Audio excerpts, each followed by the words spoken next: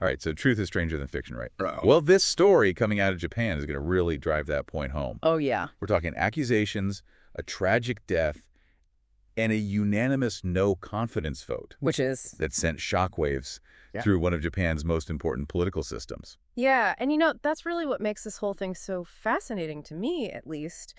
In Japan, public displays of disapproval, like that they're rare. Like their whole political culture really emphasizes saving face and, working things out quietly behind the scenes. Yeah. So for a governor's own council to turn against him with such a unified voice, it's huge. Yeah. It tells you how serious the situation actually became. So let's back it up a little bit. Introduce our main character in all of this, Motohiko Saito. Okay. He's elected governor of Hyogo Prefecture back in 2021. Uh-huh. And this is kind of a surprise victory, right? Yeah. Especially because he came from a bureaucratic background. Right. Not exactly known for their, rock star entrances. Not like a flashy start to a political career. No. But you also have to remember, Hyogo is no small player in Japanese politics. It's a big prefecture. Right. So for Saito to win there as an outsider, that got people's attention. Yeah, so then fast forward just a couple of years later and bang! Yeah. Whispers of scandal start swirling around. Yeah. And it all begins with a whistleblower. One single document outlining some pretty serious accusations against the governor. Right. Mainly focusing on power harassment. Yeah, and that might not sound like a huge deal in other places, but Japan, Totally different. emphasis on seniority and hierarchy, even questioning your boss is often frowned upon. Right. So imagine the courage it takes to come forward with a formal accusation. Yeah, it's easy to forget how much cultural context really matters Oh, absolutely. in a situation like this. For sure. So you've got this whistleblower shrouded in anonymity, and you've got Governor Saito who comes out swinging, denying everything. Yeah, and not even just denying, but publicly condemning the accuser, calling them a liar. Right. It was a really bold move, and I think it really set the tone for how this whole thing played out. It's like he went on the offensive immediately. Totally. No hesitation. Yeah. And it just makes you wonder if he was so confident in his innocence, why attack so forcefully? Right, exactly, and that's what everybody was asking. But before we really got any answers, the situation took a tragic turn. Yeah. The whistleblower, who we found out later was a high-ranking official in the prefecture, was found dead. Yeah, it goes from a political scandal to a human tragedy. Exactly. And suddenly the stakes are so much higher. Absolutely. And, it really put this whole thing on the map in Japan. Yeah. Like I said, suicide is relatively rare there compared to other developed countries. So it's not just another statistic, Right. People were really demanding answers. Yeah. They wanted to know if these accusations against the governor were true, if this official felt pressured into silence. If the people in power knew and turned a blind eye. Exactly. And at that point, the prefecture, they couldn't just, sweep this under the rug anymore. Right. They had to be seen as taking action, which is how we got this special investigative committee. Yeah, the first in over 50 years, you said. Yeah, and it really, big deal. It was a completely different animal than their normal processes. So what made this one so different?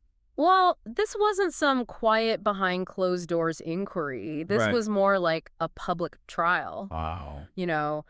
Testimony was given out in the open, documents were released to the press, there was intense media scrutiny. Yeah. So Governor Saito went from issuing these angry denials to actually having to defend himself point by point. Oh, wow. In front of everyone. Talk about a pressure cooker. Yeah, and remember, it's not even just about the legal ramifications here. Right. Japanese society puts a huge emphasis on their reputation, on honor. To be accused like this publicly, even if you're ultimately found innocent, that's incredibly damaging. Right. It hurts your career, your relationships, everything. Exactly. So even with all this extra scrutiny, this public investigation, what led to that unanimous no confidence vote?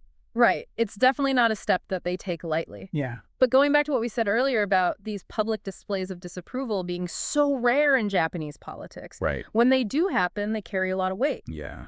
So by issuing this vote, the council, they weren't just expressing concern, it was a message. Yeah, we've seen enough, we don't condone this. Exactly. And the thing is, this is a council that was largely elected alongside Saito. They share some of his political base. Wow. So for them to turn against him like this, it really makes you think about what they must have uncovered. Yeah, you'd think that would be the end of it. The walls are closing in. He's got to be done for. You would think so, right? But this is where it takes that final twist, worthy of a political thriller. Okay. Saito resigns, like a lot of people expected he would. Yeah. But then, almost immediately, he announces he's running in the upcoming recall election. Wait, so he resigns, but he wants the job back. Yeah. That's, It's a bold move. it's a bold move for sure. It's like you're saying, all right, yeah, you say, now let the people decide. Yeah, exactly. Like, I heard you, but maybe you don't speak for everyone. Right, so it's like a direct appeal to the voters. Exactly. He's hoping they see it as, like, a political hit job Interesting. rather than, actual condemnation of his work as governor. Right, so it really puts the voters in a tough spot. It does. And it makes you think, what are they thinking watching all of this unfold? I mean, do they side with the council? Did they see those accusations as serious enough to warrant removal? Right. Or do they think this is all just a big game? Yeah. Do they sympathize with Saito? I mean, it's a fascinating question. It is. Yeah. Because it reminds us that politics isn't just about laws and procedures, right? Oh, absolutely not. It's about people. At the end of the day, it's about trust and perception. And emotion. Oh, tons of emotion. This case, I mean, it's like a textbook example. Right. You've got accusations, denials, a tragic death, a political system trying to, figure out what to do. It's a lot. It's a lot to unpack. So what are the big takeaways here, the things we should remember? Well, first and foremost, the power of speaking truth to power, even when it's hard, even when it's scary. Especially when it's scary. Right. The whistleblower in this case, tragically, paid the ultimate price. Yeah. But their actions, their courage, it exposed this potential wrongdoing, and it forced everyone to pay attention. It makes you think about the responsibility we all have to protect whistleblowers. Absolutely. Make sure their voices are heard, Yeah. Second takeaway, accountability.